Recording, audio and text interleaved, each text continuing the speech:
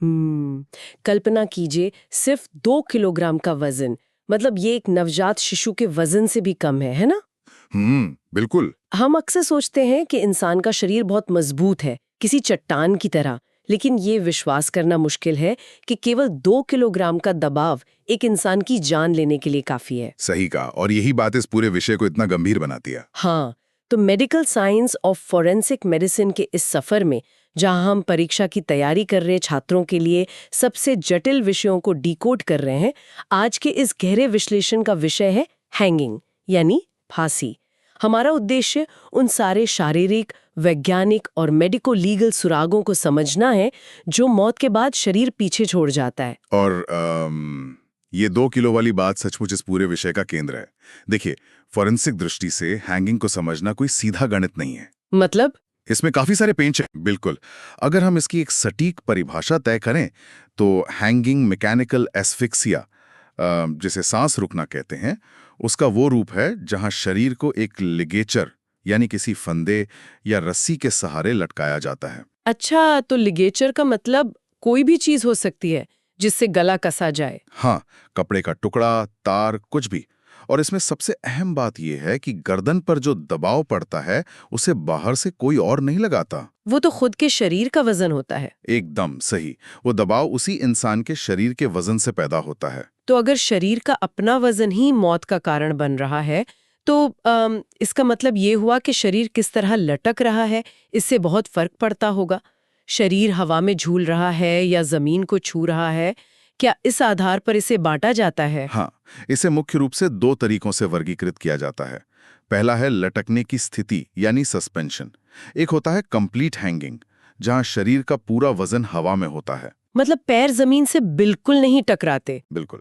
और दूसरी स्थिति है पार्शियल हैंगिंग, जहां शरीर का कोई हिस्सा, जैसे पैर, घुटने या शरीर का निचला हिस्सा जमीन पर टिका होता है। अच्छा, और दूसरा वर्गीकरण शायद उस फंदे की गांठ, मतलब नॉट की जगह पे निर्भर करता है ना? हाँ, अगर गांठ सिर के बिल्कुल पीछे हो, ओसिपिटल क्षेत्र के बीचों बीच, तो हम इसे टिपिकल हैंगिंग कहते हैं। और अगर गांठ कहीं और हो तो वो एटिपिकल हैंगिंग कहलाती है, चाहे गांठ दाईं हो, बाईं हो या ठुड्डी के ठीक नीचे हो। चलिए इस बात की थोड़ी गहराई में उतरते हैं। जी जी। क्योंकि आम धारणा ये है कि फांसी लगने का मतलब है सिर्फ सांस का रुक जाना। व्यक्ति हवा के लिए तड़पता है और मौत हो जाती है। जो कि पूरी सच्चाई नहीं है। वही तो, मेडिकल नोट्स को गहराई से देखने पर पता चलता है कि मौत के पीछे सिर्फ एक नहीं, बल्कि 6 अलग-अलग कारण हो सकते हैं। सांस रुकना तो बस शुरुआत है। देखिए, सांस रोकना, जिसे मेडिकल भाषा में एस्फिक्सिया कहते हैं, तब होता है जब फंदे का दबाव सांस की नली, ट्रेकिया को दबा देता है। और इसके साथ ही जीभ भी तो ऊपर और पीछे की तरफ धकेल दी जाती है ना? हाँ, जिससे हवा का रास्ता पूरी तरह ब्लॉक हो जाता है। लेकिन दिलचस्प बात यह है कि मौत का सबसे आम कारण सिर्फ एस्फिक्सिया नहीं है। दूसरा बड़ा कारण है वीनस कंजेशन। इसको समझने के लिए मुझे वो पानी के पाइप वाली एनालॉजी बहुत काम की लगती है। मतलब अगर हम गर्दन के अंदर की नसों को अलग-अलग तरह के पानी के पाइप मान लें। ये बहुत अच्छा उदाहरण है, छात्रों को इससे काफी मदद मिलेगी। हाँ, तो हमारे पास जुगुलर वेन्स है जो दिमाग से इस्तेमाल हुआ खून वापस दिल तक लाती हैं।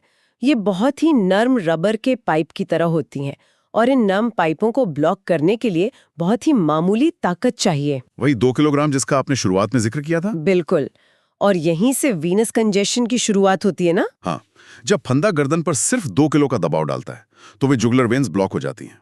अब दिल से साफ खून दिमाग तक जा तो रहा है, लेकिन दिमाग से वापस लौट नहीं पा रहा। ओह, मतलब खून ऊपर ही जमा होने लगता है। बिल्कुल। और फिर आती हैं कैरोटिड आर्टरीज, जो ताजा खून दिमाग तक ले जाती हैं। जो थोड़े सख्त प्लास्टिक के पाइप जैसी होती हैं, क्योंकि इनमें दिल के पंप करने का दबाव होता है। इन्हें रोकने के लिए करीब 4 से 5 किलो का दबाव चाहिए। सही बात है। और अगर फंदे का दबाव इतना हो गया तो दिमाग को खून मिलना ही बंद हो जाएगा, जिसे सेरेब्रल एनीमिया कहते हैं, है ना? हाँ, जो मौत का एक और मुख्य कारण है। इस तंत्र को समझना बहुत जरूरी है। अगर हम मौत के सबसे आम कारण की बात करें तो वो एस्फिक्सिया और वीनस कंजेशन का मिश्रण है। मतलब सांस भी रुक रही है और दिमाग में खून भी जमा हो रहा है, दोनों एक साथ। एकदम सही। और आपने जिस ट्रेकिया या सांस की नली की बात की, वो बहुत सख्त कार्टिलेज के छल्लों से बनी होती है। उसे पूरी तरह दबाने के लिए लगभग 15 किलो का वजन चाहिए। उन्हें बंद करने के लिए तो पूरे 20 से 30 किलो का भारी तनाव चाहिए। हाँ, मतलब जब तक शरीर का पूरा वजन झटके से ना पड़े या आसानी से ब्लॉक नहीं होती। यही कारण है कि फांसी में मौत की वजह फंदे की चौड़ाई और सामग्री पर बहुत निर्भर करती है। अच्छा, मतलब रस्सी और कपड़े से फर्क पड़ता है। बिल्कुल, अगर फंदा किसी तौलिए या दुपट्टे का है तो वो त्वचा पर फैल जाता है, दबाव बढ़ जाता है। ये अक्सर केवल जुगुलर वेन को बंद करता है। जिससे वीनस कंजेशन होता है। हाँ, लेकिन अगर ये कोई पतली नायलॉन की रस्सी है तो वो सीधे ऊतकों को चीरते हुए अंदर धंसेगी, कैरोटिड आर्टरी को ब्लॉक करेगी और तुरंत सेरिब्रल एनीमिया कर देगी। तो इन 4 कारणों के अलावा, मतलब एस्फिक्सिया, वीनस कंजेशन, इन दोनों का मिश्रण और सेरिब्रल एनीमिया के अलावा 2 और कारण बचते हैं। हाँ, एक है सर्वाइकल वर्टिब्रा यानी गर्दन की हड्डी का टूट जाना और दूसरा है रिफ्लेक्स वेगल इनहिबिशन। ये वेगल इनहिबिशन क्या होता है? पढ़ने में ये किसी इलेक्ट्रिक शॉक की तरह लगता है। आप इसे शरीर के नर्वस सिस्टम का एक शॉर्ट सर्किट कह सकते हैं। देखिए, गर्दन में वेगल नर्व होती है जो सीधे दिल की धड़कन को नियंत्रित करती है। जब फंदे की गांठ इस नर्व पर एक अचानक और बहुत तेज दबाव डालती है तो दिमाग को एक शॉक लगता है। ये शॉक एक रिफ्लेक्स एक्शन पैदा करता है जो दिल को एक ही सेकंड में धड़कने से रोक देता है। मतलब कार्डियक अरेस्ट हो जाता है। इसमें सांस घुटने का इंतजार ही नहीं होता। बिल्कुल नहीं, मौत तुरंत होती है। तो अगर हम समय की बात करें, इस पूरी प्रक्रिया में फेटल पीरियड कितना होता है? अगर मौत एस्फिक्सिया या वीनस कंजेशन से हो रही है तो आमतौर पर इंसान की मौत 3 से 5 मिनट के भीतर हो जाती है। सिर्फ 3 से 5 मिनट? हाँ, और दिमाग को खून न मिलने के कारण चेतना महज 10 से 15 सेकंड के भीतर चली जाती है। इंसान तुरंत बेहोश हो जाता है। और रिफ्लेक्स वेगल इनहिबिशन के मामले में? उसमें या गर्दन की हड्डी टूटने के मामले में मौत तुरंत होती है, कुछ ही सेकंड में। एक सवाल जो अक्सर छात्रों को परेशान करता है वो है डिलेड डेथ। मतलब मान लीजिए कोई फंदे पर लटका, लेकिन 3 मिनट पूरे होने से पहले ही किसी ने दरवाजा तोड़कर उसे नीचे उतार लिया। एक रेस्क्यू हो गया। हाँ, और उसकी सांस वापस आ गई। तो क्या अब वो इंसान पूरी तरह सुरक्षित है? देखिए, खतरा अभी टला नहीं होता। हालांकि ऐसा दुर्लभ है, लेकिन इंसान तुरंत बचने के बाद भी कुछ दिनों या हफ्तों बाद मर सकता है। ऐसा क्यों? इसका पहला बड़ा कारण है हाइपोक्सिक इंसेफेलोपैथी। इसे आसान भाषा में समझे तो हाइपोक्सिया मतलब ऑक्सीजन की कमी और एंसेफेलोपैथी मतलब दिमाग की बीमारी। अच्छा, तो उन 2-3 मिनटों में जब दिमाग को ऑक्सीजन नहीं मिली तब दिमाग के लाखों सेल्स मरना शुरू हो गए और ये सेल्स दोबारा जिंदा नहीं होते। व्यक्ति कोमा में जा सकता है और धीरे धीरे उसके शरीर के अंग काम करना बंद कर सकते हैं। इसके अलावा स्रोतों में एस्पिरेशन निमोनिया का भी जिक्र है। ये तब होता है ना जब लटकने के दौरान पेट का एसिड या लार व्यक्ति के अपने फेफड़ों में चली जाती है। बिल्कुल, और बाद में वहां एक भयंकर इन्फेक्शन पैदा कर देती है। इसके अलावा एक और कारण है स्वर यंत्र या लैरिंक्स में अत्यधिक सूजन, जिसे ओडेमा कहते हैं। ओडेमा की वजह से क्या होता है? फंदे के गहरे दबाव के कारण गले के अंदरूनी ऊतक इतने सूज जाते हैं कि कुछ घंटों बाद वे खुद ही हवा का रास्ता पूरी तरह ब्लॉक कर देते हैं। अस्पताल के बिस्तर पर लेटे लेटे ही व्यक्ति का दम घुट सकता है। बाप रे, ये इस बात का सबूत है कि शरीर के अंदर की चोटें बाहर से नहीं दिखती। अच्छा, अब इस प्रक्रिया को एक जांचकर्ता या मेडिकल एक्सपर्ट की नजर से देखते हैं। चलिए। मान लीजिए ऑटोप्सी रूम में शरीर मौजूद है। बाहरी तौर पे यानी एक्सटर्नल ऑटोप्सी में शरीर क्या कहानी बताता है? सबसे प्रमुख और विशेष संकेत हमेशा गर्दन पर लिगेचर मार्क होता है। जब फंदा गर्दन पर कसता है तो वो त्वचा की सबसे ऊपरी परत एपिडर्मिस को छील देता है। फिर जब हवा इस खुले हुए हिस्से को सुखाती है तो त्वचा के नीचे की परत एक पुराने कागज या पार्चमेंट की तरह सख्त पीली और भूरी हो जाती है।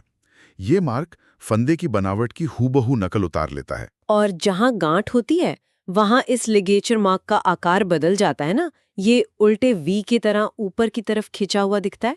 बिल्कुल, ये साबित करता है कि गुरुत्वाकर्षण शरीर को नीचे खींच रहा था और फंदा उसे ऊपर रोक रहा था। लेकिन एक बाहरी लक्षण ऐसा है जो बहुत ही अनोखा है, ले फैसी सिंपैथेटिक। ये क्या है? ये फॉरेंसिक साइंस के सबसे दिलचस्प सुरागों में से एक है। हमारी गर्दन में एक नर्व होती है जिसे सर्वाइकल सिंपैथेटिक नर्व कहते हैं। इसका काम आंखों की पुतलियों को फैलाना और पलकों को नियंत्रित करना है। अच्छा। अगर फंदे की गांठ गर्दन के उस हिस्से पर दबाव डालती है जहां ये नर्व मौजूद है तो ये नर्व उत्तेजित हो जाती है। इसके परिणाम स्वरूप जिस तरफ गांठ होती है उस तरफ की आंख मौत के बाद भी खुली रह सकती है और उसकी पुतली बहुत ज्यादा फैली हुई मिलती है। अरे वाह! यानी अगर ऑटोप्सी में एक आंख असामान्य रूप से खुली और पुतली फैली हुई दिखे तो ये एक बहुत बड़ा सबूत है कि जब फंदा कसा गया तब व्यक्ति का नर्वस सिस्टम काम कर रहा था। एकदम सही। मतलब ये एंटी मॉर्टम हैंगिंग है, मौत से पहले की फांसी। और इसी तरह का एक और बहुत पक्का एंटीमॉर्टम सुराग है लार का टपकना, है ना? हाँ, ड्रिबलिंग ऑफ सलाइवा। जब फंदा कसता है तो सबमैंडिबुलर लार ग्रंथियों पर भारी दबाव पड़ता है, जिससे बहुत सारी लार पैदा होती है। हाँ, और चूंकि सिर्फ फंदे की वजह से आगे या साइड में झुका होता है, ये लार मुंह के कोने से छलककर छाती या कपड़ों पर गिरती है। ये केवल तभी हो सकता है जब ग्रंथियां काम कर रही हों, यानी व्यक्ति जिंदा हो। क्योंकि मुर्दा शरीर लार पैदा नहीं कर सकता। बिल्कुल नहीं। इसके साथ ही खून का जमाव, जिसे पोस्टमार्टम लिविडिटी कहते हैं, वो पैरों और हाथों के निचले हिस्सों में दिखाई देता है, क्योंकि शरीर सीधा लटका था। और दबाव की वजह से आंखों में बारीक नसें भी फट जाती हैं, जिन्हें पेटेकिल हेमरेज कहा जाता है। हाँ, लेकिन एक सवाल उठता है, अगर बाहरी सुराहों के साथ छेड़छाड़ की गई हो तो? मतलब अगर किसी हत्यारे ने लार पहुंच दी हो या शरीर को लिटा दिया हो, ऐसे में जांचकर्ता को त्वचा के नीचे देखना पड़ता है। ठीक, यही मेरा अगला सवाल था। अगर बाहरी सुराग धोखा दे सकते हैं तो शरीर अपने अंदर क्या छिपा कर रखता है? इंटरनल ऑटोप्सी में क्या सामने आता है? देखिए, जब गर्दन की त्वचा को हटाया जाता है तो सबसे पहले लिगेचर मार्क के नीचे के ऊतकों को देखा जाता है। भारी दबाव के कारण वहां का सारा खून और नमी निचोड़ दी जाती है, जिससे वे ऊतक एकदम सफेद, सूखे और चमकते हुए दिखाई देते हैं। बिल्कुल। और सबसे गहरी गवाही करोटिड आर्टरीज देती हैं। वो कैसे? जब शरीर का पूरा वजन झटके से नीचे की तरफ गिरता है तो गर्दन की नसों में भयानक खिंचाव पैदा होता है। कैरोटिड आर्टरी की जो सबसे अंदरूनी और नाजुक परत होती है, जिसे इंटिमा कहते हैं, वो इस खिंचाव को बर्दाश्त नहीं कर पाती और अंदर ही अंदर फट जाती है। अच्छा, इसे ही ट्रांसवर्स स्प्लिट्स या दरारें कहते हैं ना? हाँ, ये अंदरूनी चोट इस बात का अकाट्य प्रमाण है कि हैंगिंग मौत से पहले हुई है। एक मृत शरीर की नसों में इस तरह का वाइटल रिएक्शन पैदा नहीं हो सकता। लेकिन इंटरनल ऑटोप्सी में एक ऐसा निशान भी मिलता है जो बहुत ही उलझन में डालने वाला लगता है, सिमोन्स हैमरेज। ये एक बहुत ही खास निशान है। स्रोतों के मुताबिक ये रीढ़ की हड्डी के निचले हिस्से यानी लंबर वर्टिब्रा की डिस्क में होने वाली ब्लीडिंग है। एक मिनट, अगर दबाव और चोट गर्दन पर लग रही है तो ब्लीडिंग रीढ़ की हड्डी के एकदम निचले हिस्से में क्यों होगी? इसका आपस में क्या संबंध है? देखिए, ये गुरुत्वाकर्षण और शारीरिक भार का एक बहुत ही क्रूर खेल है। जब शरीर पूरी तरह से हवा में सस्पेंडेड होता है तो पैरों और धड़ का भारी वजन लगातार नीचे की तरफ खींचता रहता है। मतलब डेड वेट नीचे खींच रहा है। हाँ, इस भारी मृत वजन की वजह से रीढ़ की हड्डी के निचले हिस्से की डिस्क आपस में खिंचने लगती हैं। इस भयंकर खिंचाव के कारण वहां मौजूद छोटी छोटी रक्त वाहिकाएं फट जाती हैं और ब्लीडिंग होने लगती है। ओहो, यही सिमोन्स हेमरेज है। बिल्कुल। और ये साबित करता है कि शरीर एक लंबे समय तक हवा में लटका रहा है। अब पार्शियल हैंगिंग के उस रहस्य पर आते हैं जो अक्सर दिमाग को चकरा देता है। मान लीजिए क्राइम सीन पर किसी व्यक्ति का शरीर किसी पंखे या हुक से लटका है, लेकिन उसके पैर पूरी तरह जमीन पर टिके हुए हैं। या वो व्यक्ति घुटनों के बल बैठा है। हाँ, या पेट के बल लेटा हुआ है। पहली नजर में ये साफ हत्या लगती है।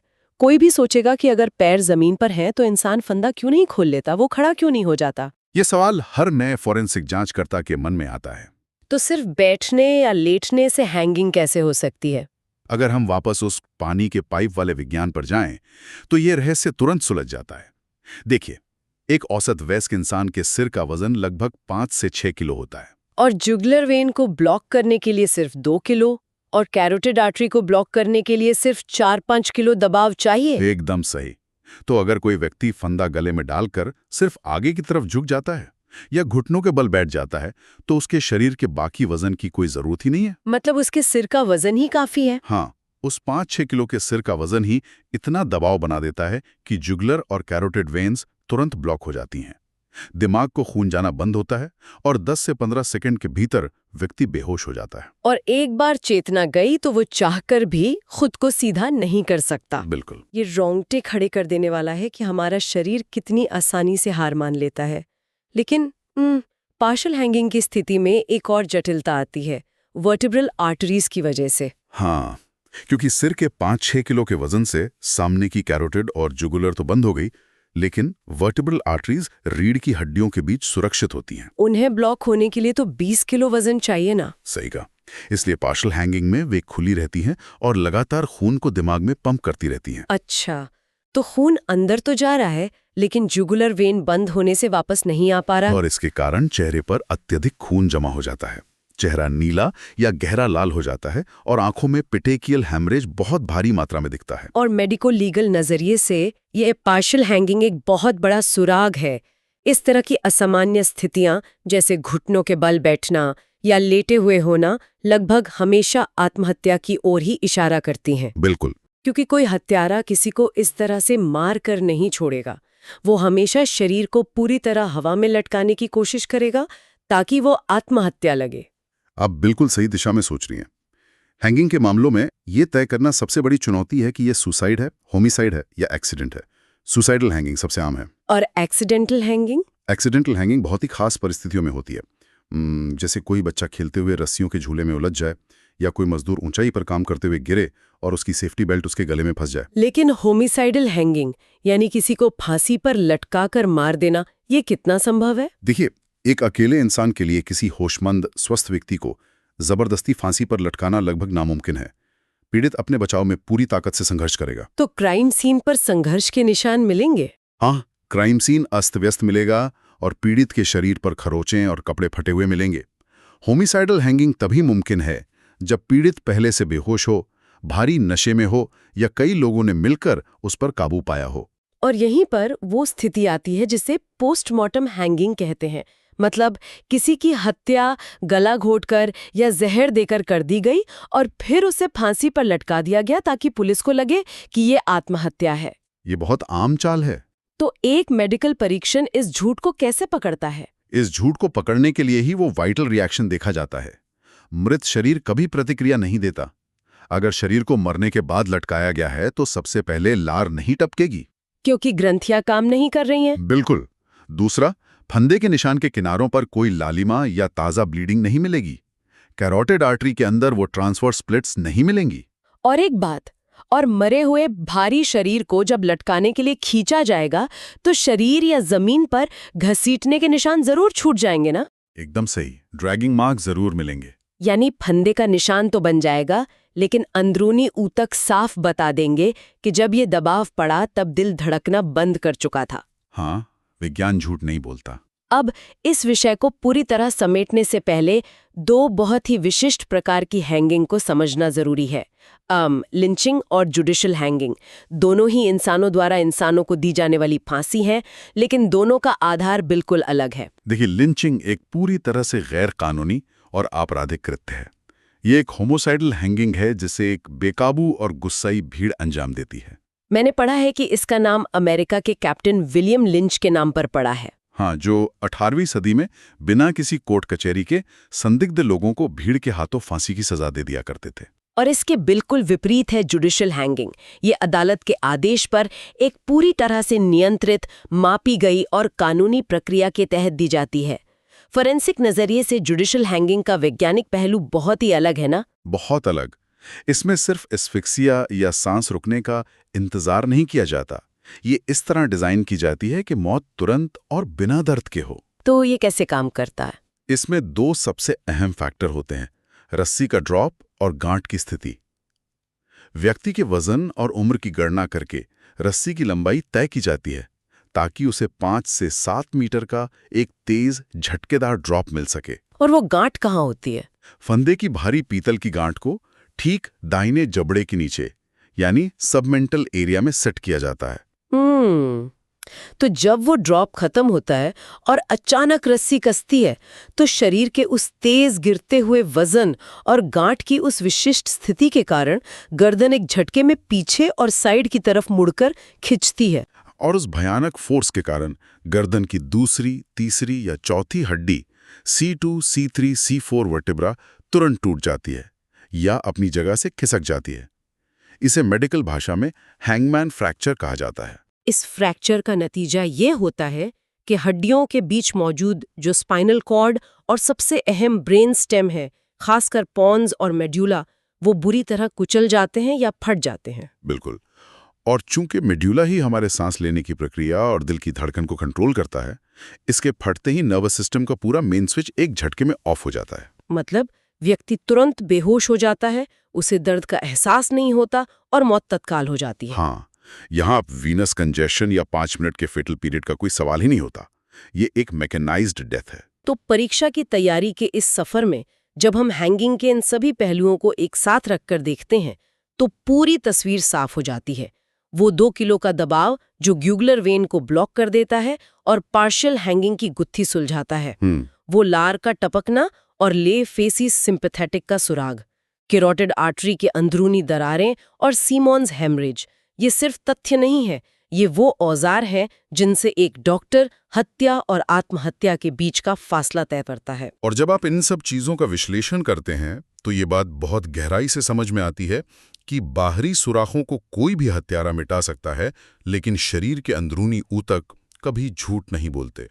एक अच्छे डॉक्टर के लिए शरीर के ये सूक्ष्म निशान किसी चीख से कम नहीं होते। एकदम सही बात कही आपने। और इसी बात पर आज के इस विश्लेषण को खत्म करने से पहले मैं एक ऐसा विचार छोड़ना चाहती हूँ जो शायद किताबों में सीधे तौर पर ना मिले, लेकिन फोरेंसिक साइंस का भविष्य हो सकता है। वो क्या? हमने बाहरी और अंदरूनी निशानों की बात की, लेकिन सोचिए फांसी लगने से ठीक पहले के उन आखिरी कुछ पलों में उस इंसान के दिमाग में कैसा खौफ रहा होगा। उस भयंकर डर और तनाव के कारण शरीर में एड्रेनलिन और कोर्टिसोल हार्मोन का एक बहुत बड़ा सैलाब आता है। हाँ, फाइट और फ्लाइट रिस्पॉन्स। बिल्कुल। क्या ये संभव है कि मौत के ठीक पहले रसायन विज्ञान का ये भयंकर विस्फोट कोशिकाओं के स्तर पर कुछ ऐसा बदलाव कर देता हो जिससे हम भविष्य में एंटीमॉर्टम और पोस्टमॉर्टम हैंगिंग का फर्क सिर्फ एक सेल्यूलर या केमिकल टेस्ट से बता सके? है ना? हो सकता है कि इंसान का वो आखिरी डर, उसकी मांसपेशियों में कोई ऐसा रासायनिक हस्ताक्षर या केमिकल सिग्नेचर छोड़ जाता हो जिसे पढ़ने की कला हम अभी बस सीखना शुरू कर रहे हैं। इस विचार को अपने साथ रखिए। आज के इस गहरे विश्लेषण में बस इतना ही।